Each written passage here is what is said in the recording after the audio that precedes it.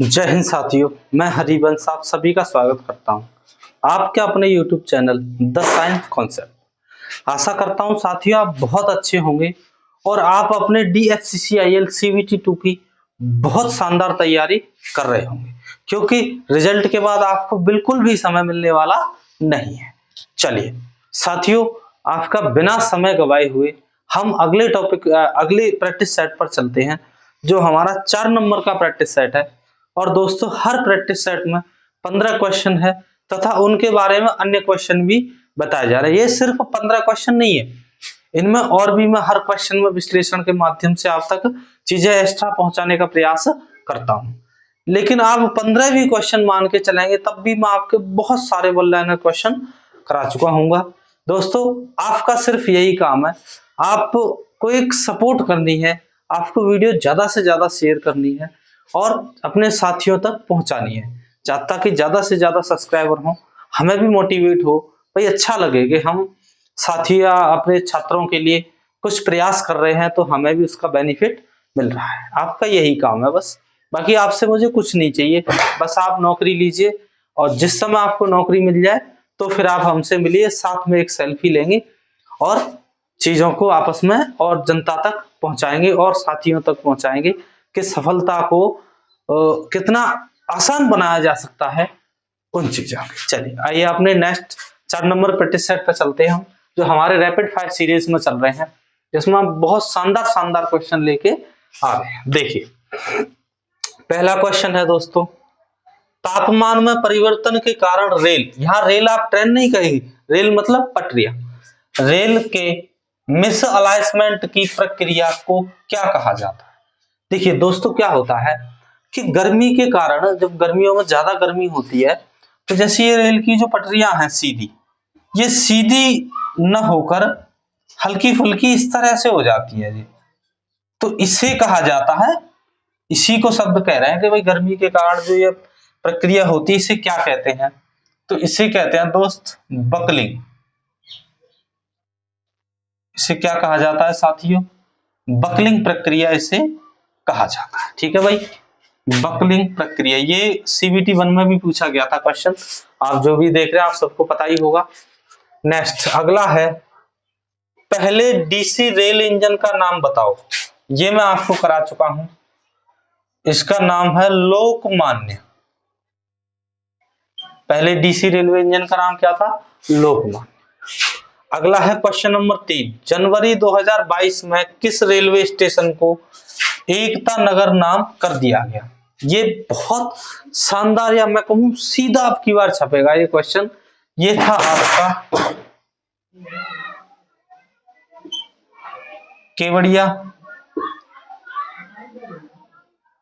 Kevadia station कर दो। ठीक है, केवड़िया स्टेशन ये कहां पर है दोस्तों, तो ये है गुजरात में। ठीक है, बिल्कुल स्टैचू ऑफ यूनिटी जो है उसके बिल्कुल नजदीक है, नर्मदा जिले में ही है ये।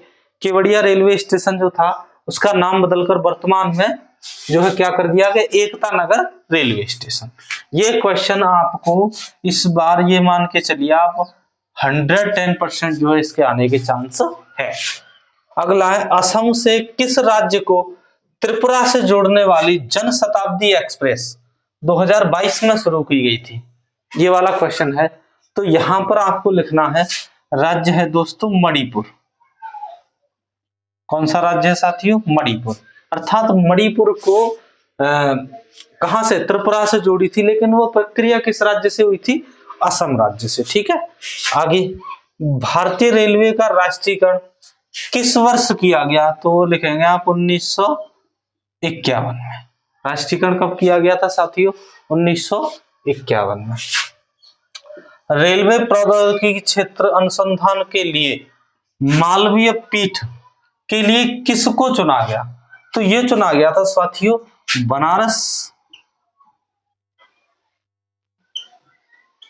बनारस हिंदू विश्वविद्यालय।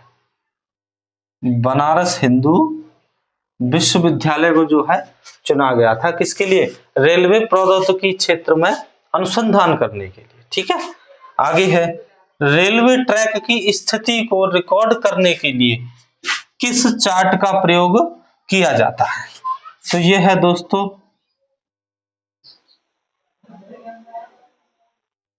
हॉलिड चार्ट। ये कौन सा है?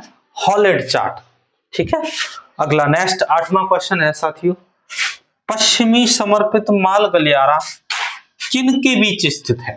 तो यहां लिखेंगे आप दादरी यूपी से JNPT जवाहरलाल नेहरू पोर्ट बंदरगाह तक जाता है। ये कहां तक है? नवी मुंबई। नवी मुंबई तक है। आपको पता होगा 1506 किलोमीटर का जो है टोटल मार्ग है ये।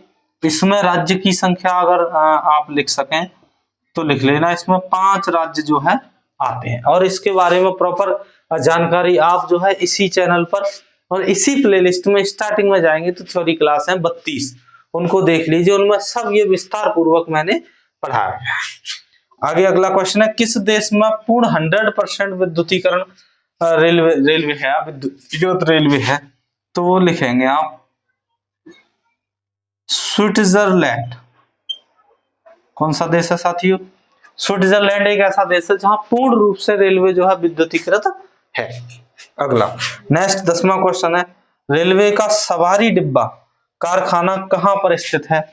तो ये लिखेंगे साथियों पेराम्बूर चेन्नई, जो कहां पड़ती है? तमिलनाडु। पेराम्बूर चेन्नई में है, जो कहां पर स्थित है? तमिलनाडु में स्थित है। नेक्स्ट अगला 11वां क्वेश्चन है, 1951-52 में भारतीय रेलवे के कुल कितने जोन अस्तित्व में आए थे? तो साथियों यहां आए थे 6 जोन, और बनने वाला पहला जो जोन था वो कौन सा था दोस्तों? दक्षिण रेलवे जोन। ये बहुत परीक्षा में इसी में अब कहें तो CVT 1 में इसी में पूछा गया था ये, और ये पूछा गया था 7 तारीख की सेकंड शिफ्ट में। अगला है, पहली नमो भारत रैपिड रेल कब शुरू की गई? पहली नमो भारत रैपिड रेल, भाई नमो भारत रैपिड रेल जो है 16 सितंबर 2024, 16 सितंबर 2024 को प्रारंभ की थी, और ये प्रारंभ हुई थी आपकी दिल्ली से मेरठ के मध्य। ठीक है भाई, चलिए आगे। कौन रेलवे की अवसंरचना की क्षमता का सृजन और संवर्धन करता है? कौन रेलवे की अवसंरचना की क्षमता का सृजन और संवर्धन करता है? ये है आपका नेक्स्ट 13वां क्वेश्चन। तो इसमें लिखेंगे आप रेल विकास निगम लिमिटेड, ये जो है रेलवे की क्षमता का सृजन और संवर्धन करता है। अगला क्वेश्चन है, बंबई कोलाबा या बंबई में जो है कोलाबा और परेल के मध्य घोड़ा संचालित ट्रॉम्बे का परिचालन कब किया गया था? तो ये किया गया था साथियों 1874 में। पहली घोड़े द्वारा संचालित ट्रॉम्बे जो चली थी वो कलकत्ता में चलाई गई थी। ठीक है, आगे अगला, पहली अमृत भारत ट्रेन कब प्रारंभ की गई? तो पहली अमृत भारत ट्रेन जो है 30 दिसंबर 2023, 30 दिसंबर 2023 को प्रारंभ की गई थी। ये रहे आज के आपकी 15 क्वेश्चन। ठीक है, चलिए एक बार इनका रिवीजन कर लेते हैं। तो ये कह रहा है, तापमान में परिवर्तन के कारण रेल मिस अलाइनमेंट की प्रक्रिया को क्या कहा जाता है? तो इसे कहते हैं साथियों बकलिंग प्रक्रिया। बकलिंग प्रक्रिया जो होती है, इसमें ट्रेन की पटरी गर्मी के कारण हल्की फुल्की जो है टेढ़ी मेढ़ी हो जाती है, जिसे बकलिंग प्रक्रिया कहते हैं। अगला है, पहले डीसी मतलब डायरेक्ट करंट पर चलने वाला, डायरेक्ट करंट पर जो है चलने वाला पहला रेल जो इंजन बना था उसका नाम था लोकमान्य डीसी लोकोमोटिव। ठीक है, नेक्स्ट अगला थर्ड क्वेश्चन है आपका, जनवरी 2022 में किस रेलवे स्टेशन को एकता नगर रेलवे स्टेशन के नाम में परिवर्तन किया गया या कहा गया? तो वो है साथियों केवड़िया रेलवे स्टेशन, गुजरात, नर्मदा जिले में पड़ता है ये केवड़िया रेलवे स्टेशन, जिसका नाम बदलकर 2022 में क्या कर दिया गया, Ekta Nagar railway station. Next है असम से किस राज्य को त्रिपुरा से जोड़ने वाली जन शताब्दी एक्सप्रेस 2022 में शुरू की गई थी? तो ये राज्य था साथी मणिपुर राज्य। दोस्तों मणिपुर राज्य का जो है जब रेलवे ट्रैक से जोड़ा गया तो त्रिपुरा होते हुए उसे असम से जोड़ा गया था, या हम कहें तो असम की राजधानी से मणिपुर तक जन शताब्दी एक्सप्रेस जाती थी। ठीक है। नेक्स्ट अगला क्वेश्चन है, भारतीय रेलवे का राष्ट्रीयकरण किस वर्ष हुआ था? तो 1951 में हुआ था। और राष्ट्रीयकरण प्रक्रिया सिर्फ ये होती है कि जो अंग्रेजों द्वारा बनाई हुई रेलवे थी, या जितना उन्होंने खर्च किया था रेलवे पर, इंडियन रेलवे पर, उतना पैसा उनको दे दिया गया और कह दिया गया अब ट्रेन जो है हमारी हुई टोटल। ये होती है राष्ट्रीयकरण प्रक्रिया। रेलवे प्रौद्योगिकी क्षेत्र में अनुसंधान के लिए किस विश्वविद्यालय को चुना गया था? तो वो था बनारस हिंदू विश्वविद्यालय। रेलवे ट्रैक की स्थिति को रिकॉर्ड करने के लिए किस चार्ट का प्रयोग किया जाता है? तो वो है हॉलैंड चार्ट। हॉलैंड चार्ट का प्रयोग किया जाता है रेलवे की जो है ट्रैक की स्थिति, जो पटरियां बिछी हुई होती है उनकी स्थिति को रिकॉर्ड करने के लिए। पश्चिमी समर्पित माल गलियारा किन के बीच स्थित है? तो ये दादरी यूपी से लेकर JNPT जवाहरलाल नेहरू पोर्ट जो है नवी मुंबई वहां तक स्थित है, जो टोटल 1506 किलोमीटर का है और 5 राज्यों से गुजरकर जाता है। ठीक है। और इसकी अन्य या एक्स्ट्रा जानकारी के लिए आप इसी PDF में जब स्टार्टिंग में जाएंगे तो वहां पर आपको और फुल प्रॉपर तरीके से थ्योरी जो है कराई गई है, जिसकी 32 वीडियो है, वो थ्योरी आप जाकर कंप्लीट देख सकते हैं। नेक्स्ट आगे, किस देश में पूर्ण 100% विद्युतीकरण रेलवे कंप्लीट हो चुका है? तो वो है साथियों स्विट्जरलैंड। स्विट्जरलैंड देश में जो है 100% रेलवे का विद्युतीकरण कंप्लीट हो गया है। रेलवे का सवारी डिब्बा कारखाना कहां पर स्थित है? जहां रेलवे के सवारी डिब्बे या सवारी कोच कहते हैं जिन्हें, कहां बनाए जाते हैं? तो वह पेराम्बूर चेन्नई, जो कि तमिलनाडु में स्थित है। आगे 1951 और 52 में भारतीय रेलवे में कुल कितने जोन अस्तित्व में आए? तो साथियों 6 जोन, क्षेत्रीय जोनों में पहली बार रेलवे को परिवर्तित किया गया, जिसमें 6 जोन बनाए गए। और सबसे पहला भारत में बनने वाला रेलवे जोन था दक्षिण रेलवे। और सबसे बड़ा रेलवे जोन कौन सा है? तो वो है उत्तर रेलवे, जिसका मुख्यालय दिल्ली में है। ये सबसे बड़ा रेलवे जोन है। ठीक है, ये आपको याद रखना है। नेक्स्ट है, पहली नमो भारत रैपिड रेल कब शुरू की गई? तो ये साथियों 16 सितंबर 2024 को दिल्ली से मेरठ के मध्य शुरू की गई और आज भी इस पर कार्य चल रहा है। ठीक है। आगे, कौन रेलवे की अवसंरचना की क्षमता का सृजन और संवर्धन करता है? मतलब क्षमता बढ़ाता है। भाई रेलवे की आज से आप पहले जाएंगे 10-20 साल पहले तो रेलवे की क्षमता अलग थी, आज अलग है। स्पीड में भी परिवर्तन है, बनावट आकार स्थिति में, रेलवे कोच में भी परिवर्तन है और लोकोमोटिव में भी परिवर्तन है। आज तो बहुत शानदार लोकोमोटिव WAG-12V सबसे बेहतरीन 12,000 हॉर्स पावर का लोकोमोटिव जो है मधेपुरा द्वारा बनाया गया है।